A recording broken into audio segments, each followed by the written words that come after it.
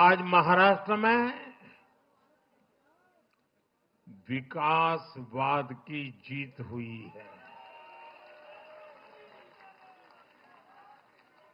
महाराष्ट्र में सुशासन की जीत हुई है।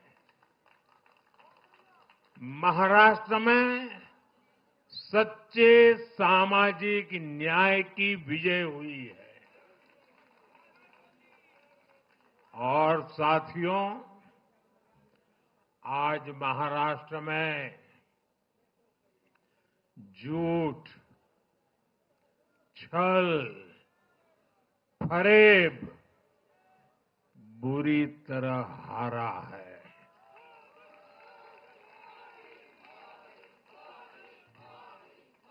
विभाजनकारी ताकतें हारी है। आज नेगेटिव पॉलिटिक्स की पराजय हुई है। आज परिवारवाद की हार हुई है। आज महाराष्ट्र ने विकसित भारत के संकल्प को और मजबूत किया है। मैं देश भर के भाजपा के,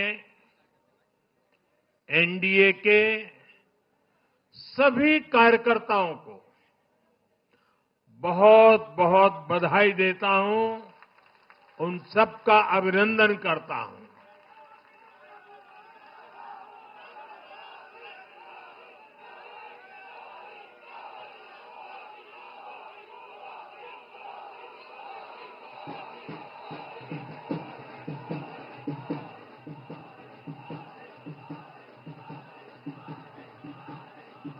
मैं श्री एकनाथ शिंदे जी, मेरे परम मित्र देवेंद्र फडणवीस जी, भाई अजीत पवार जी, उन सब की भी भूरी भूरी प्रशंसा करता हूं। साथियों, आज देश के अनेक राज्यों में उपचुनावों के भी नतीजे आए हैं।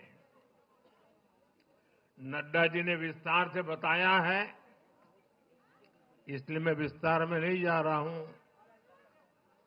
लोकसभा की भी हमारी एक सीट और बढ़ गई है।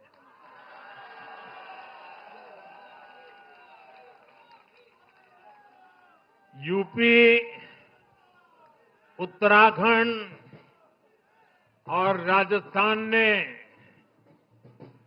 भाजपा को जमकर समर्थन दिया है। असम के लोगों ने भाजपा पर फिर एक बार भरोसा जताया है। मध्य प्रदेश में भी हमें सफलता मिली है। बिहार में भी एनडीए का समर्थन बढ़ा है। ये दिखाता है कि देश अब सिर्फ और सिर्फ विकास चाहता है। मैं महाराष्ट्र के मतदाताओं का, हमारे युवाओं का, विशेषकर माताओं बहनों का, हमारे किसान भाई बहनों का, देश की जनता का आदरपूर्वक नमन करता हूं। साथियों, मैं झारखंड की जनता को भी नमन करता हूं। झारखंड के तेज विकास के लिए हम अब और ज्यादा मेहनत से काम करेंगे और इसमें भाजपा का एक एक कार्यकर्ता अपना हर प्रयास करेगा। साथियों, छत्रपती शिवाजी महाराजांच्या महाराष्ट्राने आज दाखवून दिले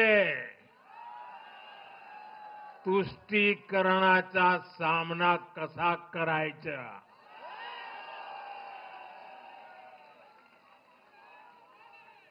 छत्रपती शिवाजी महाराज, शाहूजी महाराज, महात्मा फुले, सावित्रीबाई फुले, बाबासाहेब आंबेडकर, वीर सावरकर, बाला साहब ठाकरे, ऐसे महान व्यक्तित्वों की धरती ने इस बार पुराने सारे रिकॉर्ड तोड़ दिए।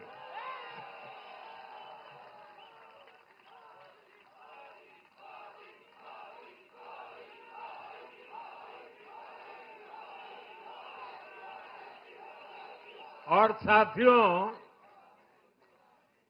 बीते 50 साल में किसी भी पार्टी या किसी भी प्री पोल अलायंस के लिए ये सबसे बड़ी जीत है। 50 साल के बाद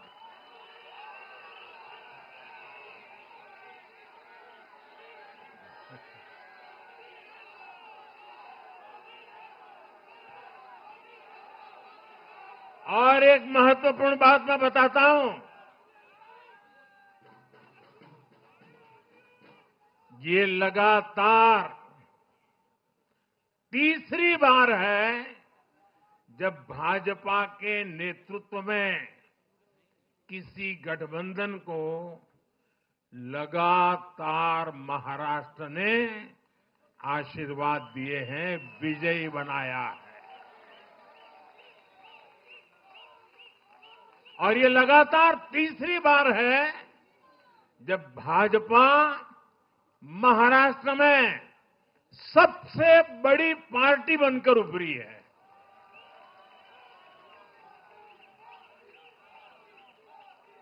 साथियों, ये निश्चित रूप से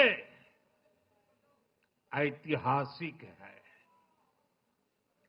ये भाजपा के गवर्नेंस मॉडल पर मुहर है।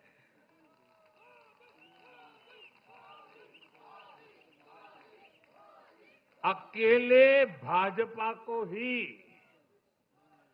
कांग्रेस और उसके सभी सहयोगियों से कहीं अधिक सीटें महाराष्ट्र के लोगों ने दी है। ये दिखाता है कि जब सुशासन की बात आती है तो देश सिर्फ और सिर्फ भाजपा पर और एनडीए पर भरोसा करता है।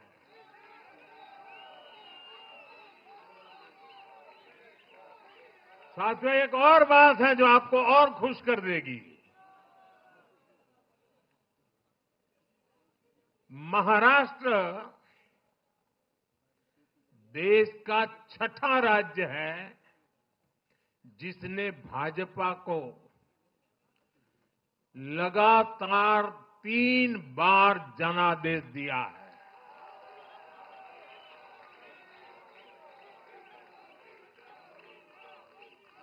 इससे पहले गोवा, गुजरात, छत्तीसगढ़, हरियाणा और मध्य प्रदेश में हम लगातार 3 बार जीत चुके हैं और बिहार में भी एनडीए को 3 बार से ज्यादा बार लगातार जनादेश मिला है। और 60 साल के बाद आपने मुझे तीसरी बार मौका दिया, ये तो है ही है।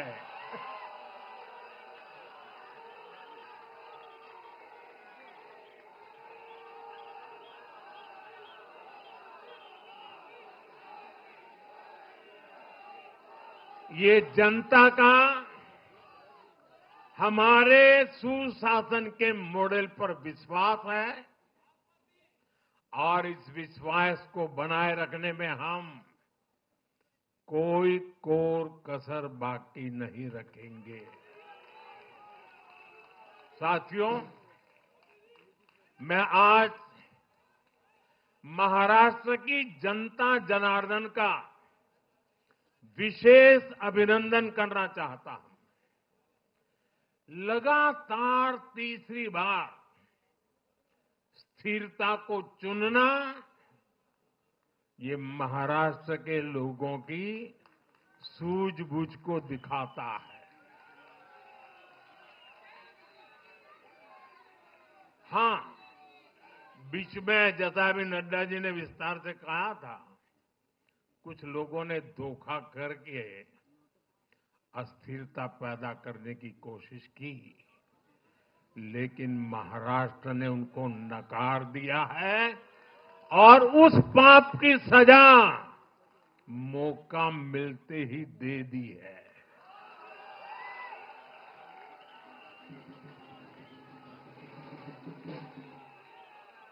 साथियों, महाराष्ट्र इस देश के लिए एक तरह से बहुत महत्वपूर्ण ग्रोथ इंजन है। इसलिए महाराष्ट्र के लोगों ने जो जनादेश दिया है, वो विकसित भारत के लिए बहुत बड़ा आधार बनेगा। वो विकसित भारत के संकल्प की सिद्धि का आधार बनेगा। साथियों, हरियाणा के बाद महाराष्ट्र के चुनाव का भी सबसे बड़ा संदेश है एकजुटता। एक है तो एक है तो एक है तो ये आज देश का महामंत्र बन चुका है। कांग्रेस और उसको इकोसिस्टम, उन्होंने सोचा था कि संविधान के नाम पर झूठ बोलकर, आरक्षण के नाम पर झूठ बोलकर एससी, एसटी, ओबीसी को छोटे छोटे समूह में बांट देंगे। वो सोचते थे सब बिखर जाएंगे। कांग्रेस और उसके साथियों की इस साजिश को महाराष्ट्र ने सिरे से खारिज कर दिया है। महाराष्ट्र ने डंके की चोट पर कहा है, एक है तो एक है तो एक है तो सेब है के भाव ने जाति, धर्म, भाषा और क्षेत्र के नाम पर लड़ाने वालों को सबक सिखाया है, सजा की है।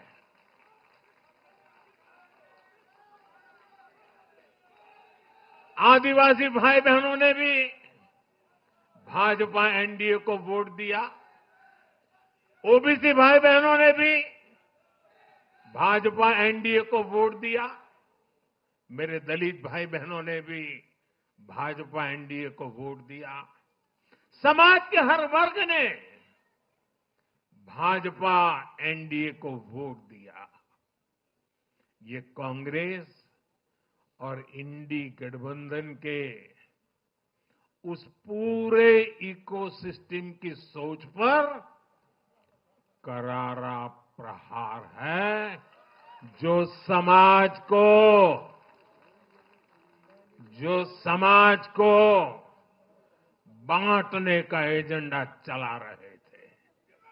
साथियों, इंडी वाले देश के बदले मिजाज को नहीं समझ पा रहे हैं।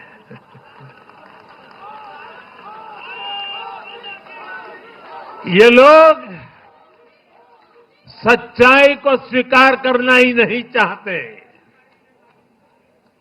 ये लोग आज भी भारत के सामान्य वोटर के विवेक को कम करके आंकते हैं। देश का वोटर, देश का मतदाता अस्थिरता नहीं चाहता। देश का वोटर नेशन फर्स्ट की भावना के साथ है। जो कुर्सी फर्स्ट का सपना देखते हैं, उन्हें देश का वोटर पसंद नहीं करता। साथियों, देश के हर राज्य का वोटर दूसरे राज्यों की सरकारों का आकलन भी करता है। वो देखता है कि जो एक राज्य में बड़े बड़े प्रॉमिस करते हैं, उनकी परफॉर्मेंस दूसरे राज्य में कैसी है। महाराष्ट्र की जनता ने भी देखा कि कर्नाटका, तेलंगाना और हिमाचल में कांग्रेस सरकारें कैसे जनता से विश्वासघात कर रही है। ये आपको पंजाब में भी देखने को मिलेगा।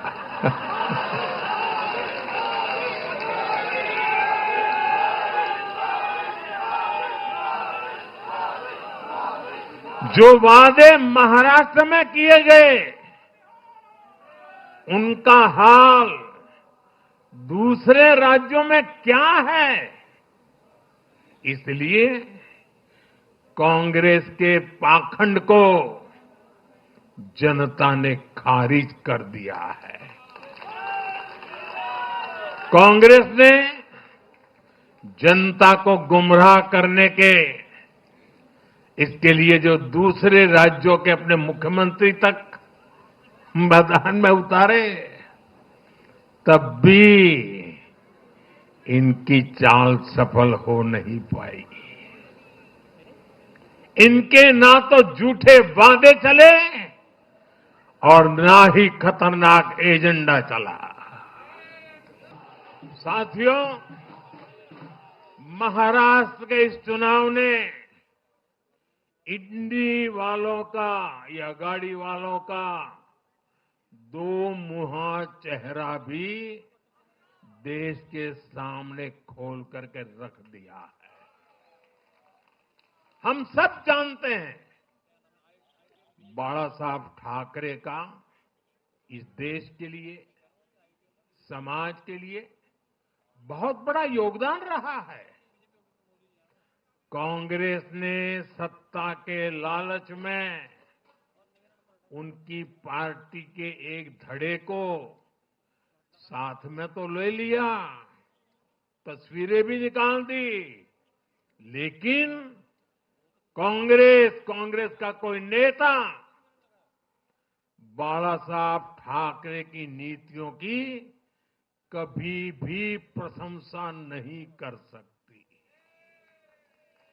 और इसलिए मैंने अघाड़ी में कांग्रेस के साथी दलों को चुनौती दी थी कि वो कांग्रेस से बाला साहब ठाकरे की नीतियों की तारीफ में कुछ शब्द जरा बुलवा करके दिखाएं। आज तक वो ये नहीं कर पाए हैं। मैंने दूसरी चुनौती वीर सावरकर जी को लेकर के दी थी। कांग्रेस के नेतृत्व ने लगातार पूरे देश में वीर सावरकर का अपमान किया है, उन्हें गालियां दी है। महाराष्ट्र में वोट पाने के लिए इन लोगों ने टेम्पररी वीर सावरकर जी को जरा टेम्पररी गाली देना उन्होंने बंद किया है, लेकिन वीर सावरकर के तप त्याग के लिए उनके मुंह से एक बार भी सत्य नहीं निकला। और यही इनका दो मुहापन है। ये दिखाता है कि उनकी बातों में कोई दम नहीं है। उनका मकसद सिर्फ और सिर्फ वीर सावरकर को बदनाम करना है। साथियों, भारत की राजनीति में अब कांग्रेस पार्टी परजीवी बनकर रह गई है।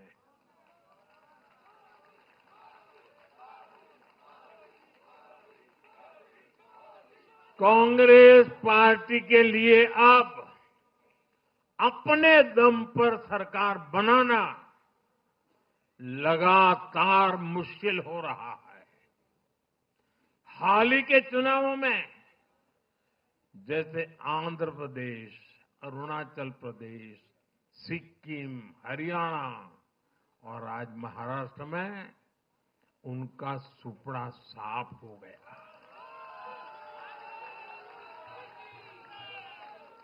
कांग्रेस की घिसी पीटी विभाजनकारी राजनीति फेल हो रही है, लेकिन फिर भी कांग्रेस का अहंकार देखिए।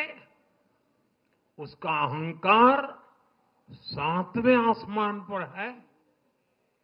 सच्चाई ये है कि कांग्रेस अब एक परजीवी पार्टी बन चुकी है। कांग्रेस सिर्फ अपनी ही नहीं बल्कि अपने साथियों की नाव को भी डुबो देती है। आज महाराष्ट्र में भी हमने यही देखा है। महाराष्ट्र में कांग्रेस और उसके गठबंधन ने महाराष्ट्र की हर 5 में से 4 सीट हार गई। अघाड़ी के हर घटक का स्ट्राइक रेट 20% से भी नीचे है। ये दिखाता है कि कांग्रेस खुद भी डूबती है और दूसरों को भी डुबोती है। महाराष्ट्र में सबसे ज्यादा सीटों पर कांग्रेस चुनाव लड़ी। उतनी ही बड़ी हार इनके सहयोग वालों को भी मिली। वो तो अच्छा है कि यूपी जैसे राज्यों में कांग्रेस के सहयोगियों ने उससे जान छुड़ा ली, वरना वहां भी कांग्रेस के सहयोगियों को लेने के डेरे पड़ जाते। साथियों, सत्ता भूख में कांग्रेस के परिवार ने संविधान की पंथ निरपेक्षता की भावना को चूर चूर कर दिया है। हमारे संविधान निर्माताओं ने उस समय 47 में विभाजन की विभीषिका के बीच भी हिंदू संस्कार और परंपरा को जीते हुए पंथ निरपेक्षता की राह को चुना था। तब देश के महापुरुषों ने संविधान सभा में जो डिबेट की थी उसमें भी इसके बारे में बहुत विस्तार से चर्चा हुई थी। लेकिन कांग्रेस के इस परिवार ने झूठे सेक्युलरिज्म के नाम पर उस महान परंपरा को तबाह करके रख दिया है। कांग्रेस ने तुष्टीकरण का जो बीज बोया, वो संविधान निर्माताओं के साथ बहुत बड़ा विश्वासघात है। और ये विश्वासघात मैं बहुत जिम्मेवारी के साथ बोल रहा हूं। संविधान के साथ इस परिवार का विश्वासघात है। दशकों तक कांग्रेस ने देश में यही खेल खेला। कांग्रेस ने तुष्टीकरण के लिए कानून बनाए, सुप्रीम कोर्ट के आदेश तक की परवाह नहीं की। इसका एक उदाहरण वक्फ बोर्ड है।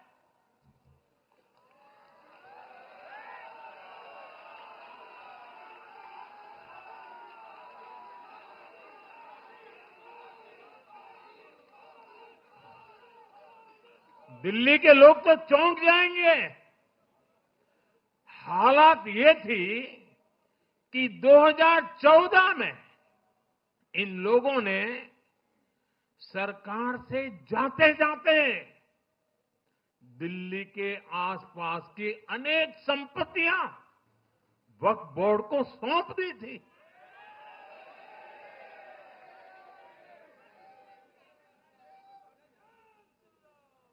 बाबा साहब आंबेडकर जी ने जो संविधान हमें दिया है ना, जिस संविधान की रक्षा के लिए हम प्रतिबद्ध है, संविधान में वक्फ कानून का कोई स्थान ही नहीं है। लेकिन फिर भी कांग्रेस ने तुष्टीकरण के लिए वक्फ बोर्ड जैसी व्यवस्था पैदा कर दी।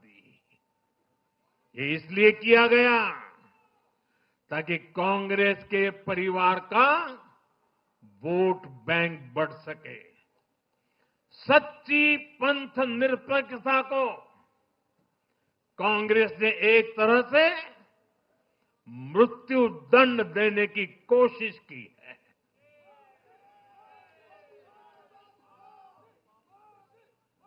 साथियों, कांग्रेस के शाही परिवार की सत्ता भूख इतनी विकृति हो गई है कि उन्होंने सामाजिक न्याय की भावना को भी चूर चूर कर दिया है। एक समय था जब कांग्रेस के नेता इंदिरा जी समेत खुद जात पात के खिलाफ बोलते थे, पब्लिकली लोगों को समझाते थे, एडवर्टाइजमेंट छापते थे। लेकिन आज यही कांग्रेस और कांग्रेस का एक परिवार खुद की सत्ता भूख को शांत करने के लिए जातिवाद का जहर फैला रहा है। इन लोगों ने सामाजिक न्याय का गला घोंट दिया है। साथियों, एक परिवार की सत्ता भूख इतने चरम पर है कि उन्होंने खुद की पार्टी को ही खा लिया है।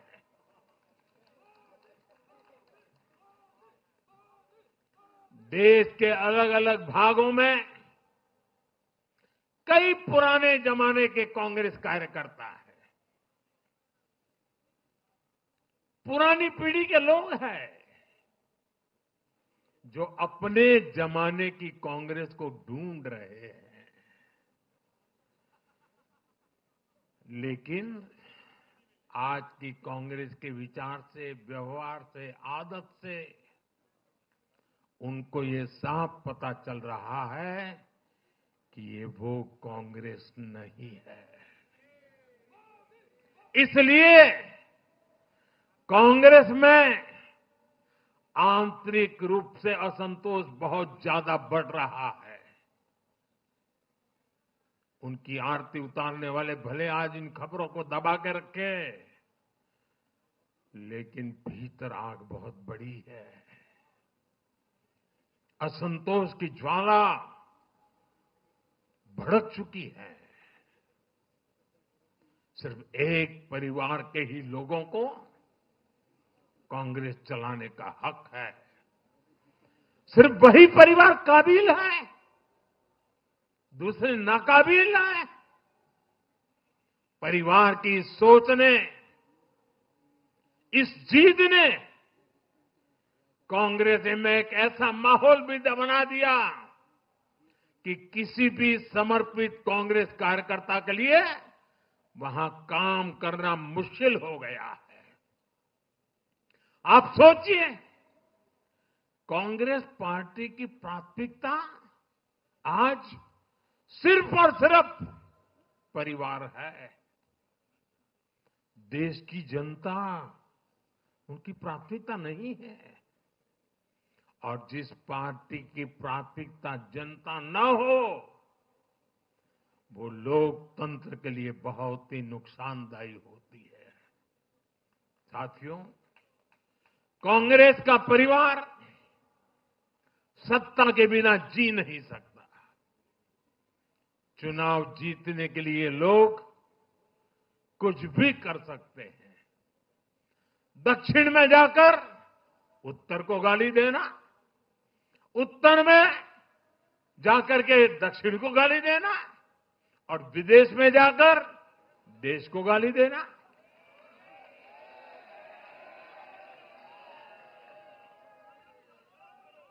और अहंकार इतना कि ना किसी का मान, ना किसी की मर्यादा, और खुलेआम झूठ बोलते रहना, हर दिन एक नया झूठ बोलते रहना। यही कांग्रेस और उसके परिवार की सच्चाई बन गई है। आज कांग्रेस का अर्बन नक्सलवाद भारत के सामने एक नई चुनौती बनकर खड़ा हो गया है। इन अर्बन नक्सलियों का रिमोट कंट्रोल देश के बाहर है और इसलिए सभी को इस अर्बन नक्सलवाद से बहुत सावधान रहना है। आज देश के युवाओं को, हर प्रोफेशनल को कांग्रेस की हकीकत को समझना बहुत जरूरी है।